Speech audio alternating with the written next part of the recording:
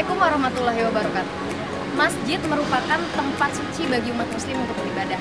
Nah, kali ini saya akan mengajak Anda untuk mengunjungi beberapa masjid yang ada di Jakarta. Mulai dari masjid yang bersejarah, masjid yang terbesar, dan juga masjid yang memiliki arsitektur modern. Mau tahu apa saja masjidnya? Yuk ikuti perjalanan saya hari ini.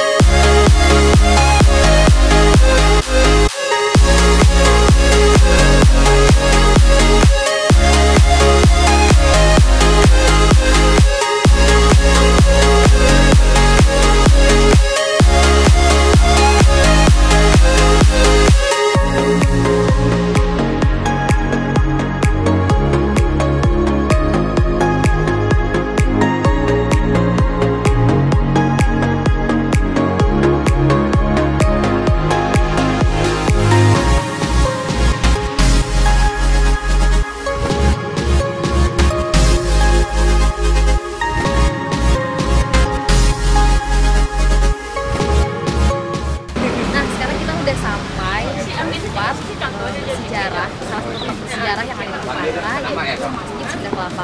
Masjid ini terletak di Jalan Emang Sunda Kelapa nomor 16 Menteng. Jadi masjid ini tidak memiliki arsitektur pada umumnya yaitu Timur Tengah, tetapi masjid ini memiliki arsitektur seperti perahu. Mau tahu bagaimana masjidnya? Bisa kita Su kayaknya di kurang.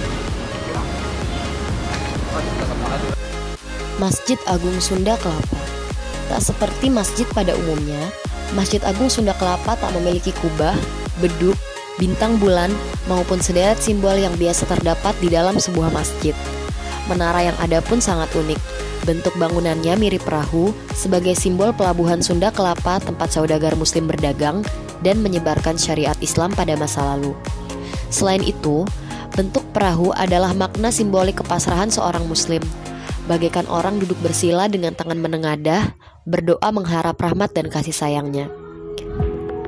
Insinyur Gustav Abbas tidak sendirian dalam membangun masjid ini. Ia didukung para jenderal di Menteng yang menyumbangkan dana awal pembangunannya. Para jenderal merasa harus meluruskan kekeliruan sejarah atas G30 SPKI dengan membangun sebuah masjid yang nyaman untuk pelaksanaan ibadah. Karena pembangunan tak kunjung selesai, Pemda DKI Jakarta semasa Ali Sadikin almarhum merasa harus turun tangan untuk merampungkan pembangunannya sampai berdiri kokoh pada tahun 1970. Menempati area 9.920 meter persegi, Masjid Agung Sunda Kelapa mampu menampung 4.424 jamaah. Ini ditunjang dengan ruangan ibadah utama Masjid Sunda Kelapa, Aula Sakinah, dan Serambi Jayakarta.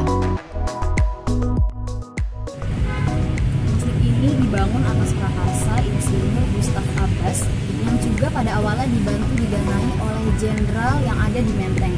Jadi mengapa masjid ini dikatakan bersejarah? Karena pada masa G30 SPKI para jenderal merasa harus meluruskan fungsi masjid kembali bahwa masjid ini digunakan sebagai tempat ibadah hingga saat ini.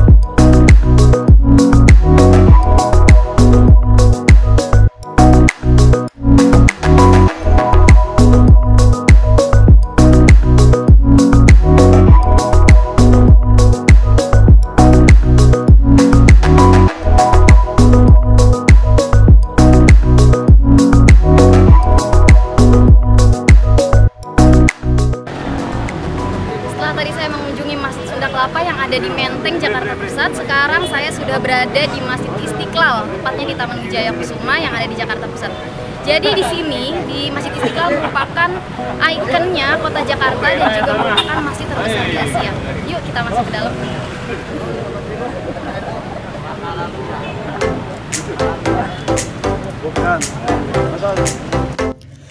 Di tahun 1953, tepatnya setelah kemerdekaan, para tokoh Islam berkumpul untuk mencetuskan ide mendirikan sebuah masjid. Nampak saat itu tokoh-tokoh Islam seperti Wahid Hasyim, Agus Salim, Anwar Cokro Aminoto, dan berbagai elemen masyarakat lain berkumpul dengan tujuan utama mendirikan masjid sebagai simbol kemerdekaan Republik Indonesia. Setahun kemudian, tepatnya 7 Desember 1954, dibentuklah yayasan yang difungsikan sebagai panitia pendirian masjid. Sebelumnya telah disepakati nama Istiqlal sebagai nama masjid yang dalam bahasa Arab memiliki arti kemerdekaan. Pembangunan Masjid Istiqlal memakan waktu hingga 17 tahun. Pembangunan masjid ini terhitung sejak tahun 1961 saat pemerintahan Soekarno dan selesai di tahun 1978 di era kepemimpinan Soeharto. Secara umum, Masjid Istiqlal berdiri di atas lahan seluas 9,5 hektar. Luas tersebut meliputi bangunan masjid, taman, tempat parkir, dan kolam air mancur. Bangunan masjid sendiri terdiri dari beberapa bagian, antara lain gedung utama, gedung pendahuluan, teras raksasa, menara, dan lantai dasar. Lantai utama Masjid Istiqlal mampu menampung jamaah hingga 16.000 orang. Sementara pada sisi kanan, kiri, dan belakang terdapat lantai bertingkat 5 yang mampu menampung jamaah hingga 61.000 orang. Pada lantai utama masjid terdapat 12 pilar. Jumlah tersebut mewakili tanggal lahir Nabi Muhammad SAW, yakni 12 Rabiul Awal. Pilar-pilar tersebut menyangga kubah utama masjid yang berdiameter sepanjang 45 meter dengan pengingat tahun kemerdekaan Republik Indonesia. Pada sisinya tertulis ayat kursi dan surat Al-Ikhlas. Masjid Istiqlal dinobatkan sebagai masjid terbesar di Asia. Selain digunakan sebagai tempat ibadah, Masjid Istiqlal juga digunakan untuk berbagai kegiatan lain seperti pengajian, tablik akbar, serta peringatan Hari Besar Islam. Kegiatan akan menjadi lebih padat ketika memasuki bulan Ramadan. Berbagai kegiatan tersebut secara tidak langsung mampu menjadi tempat bertemunya umat Islam dari berbagai kalangan. Sehingga Masjid Istiqlal lebih dari sekedar simbol kemerdekaan ini, tetapi juga menjadi tempat bersatunya umat yang penuh kasih, saling menghargai, dan bertoleransi antar sesama bangsa Indonesia. Saat ini saya sudah berada di dalam area Masjid Istiqlal, yang dimana Masjid Istiqlal ini merupakan masjid terbesar se-Asia. Lalu bagaimana sejarah Masjid Istiqlal? Sekarang saya mau tanya-tanya, saya punya teman namanya Aisyah. Aisyah apa kabar? Baik. Ya. Jadi sekarang saya mau tanya-tanya, kira-kira ya, masjid ini tuh dibangun pada tahun berapa sih? Masjid ini dibangun pada tahun 1978. 1978. Siapa arsitek dari masjid yang begitu megah ini? Oh, itu arsiteknya itu terkenal banget loh. Namanya Najari Shihab. Jadi masjid ini kan merupakan pusat tempat ibadah ya, dan merupakan sebuah ikon terkenal juga di Jakarta. Jadi selain dibuat untuk tempat ibadah ini, masjid ini dibuat untuk apa lagi? Oh, selain digunakan untuk aktivitas dakwah, masjid ini biasanya digunakan sebagai kantor berbagai organisasi Islam di Indonesia. Selain itu juga sebagai aktivitas sosial dan aktivitas umum lainnya. Masjid ini itu menjadi daya tarik wisatawan di Indonesia, bahkan wisatawan mancanegara karena gaya arsitekturnya yang bergaya modern. Ya, jadi masjid ini bukan hanya sebagai tempat ibadah, tetapi juga sebagai pusat kegiatan umat Muslim yang ada di seluruh Indonesia juga ya. Masih Aisyah. Jadi setelah tadi kita mendengar penjelasan dari Saudari Aisyah mengenai masjid ini dibangun tahun berapa, siapa arsitekturnya, dan untuk apa masjid ini digunakan. Jadi memang masjid ini digunakan bukan hanya untuk sekedar tempat ibadah, tetapi juga bisa menjadi pusat kegiatan sosial beragama, bisa juga menjadi tempat wisata rohani. Dan selanjutnya saya akan mengajak Anda untuk ke tempat terakhir, yaitu masjid apa? Penasaran? Yuk ikutin saya.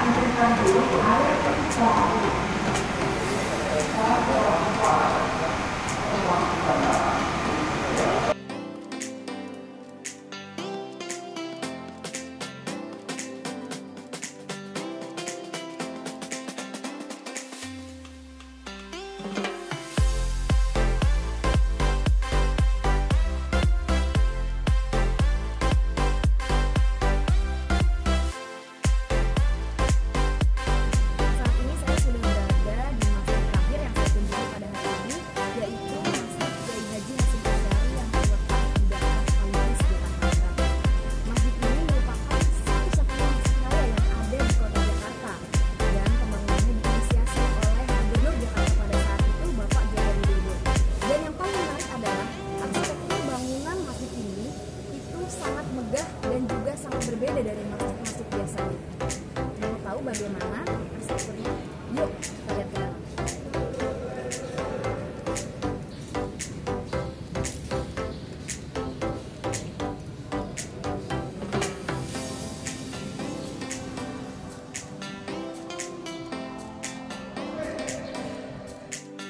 Masjid Raya Kiai Haji Hasyim Asy'ari berdiri megah, dibangun di atas lahan seluas 2,4 hektar dengan luas bangunan sebesar 6.985,43 meter persegi.